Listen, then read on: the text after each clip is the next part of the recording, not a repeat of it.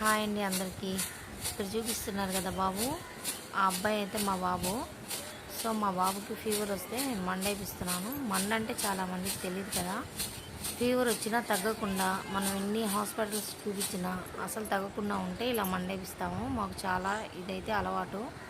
చాలామంది అయితే ఇలా నమ్మరు, కానీ కొన్నిసార్లు నమ్మాల్సిన పరిస్థితి వస్తుంది. ఎందుకంటే మనం ఎన్ని హాస్పిటల్ తిప్పినా, బ్లడ్ టెస్టులు చేసినా వాటి రిజల్ట్ అయితే నార్మల్గానే ఉంటుంది. అలాంటప్పుడు మనం ఇట్లాంటి మండ వేయడం ద్వారా ఎలాంటి తప్పు లేదండి. ఇలా వేపాకుతో మండేస్తే ఒంట్లో ఉన్న ఏదైనా చెడు ప్రభావం ఉంటే అది తొలగిపోతుంది.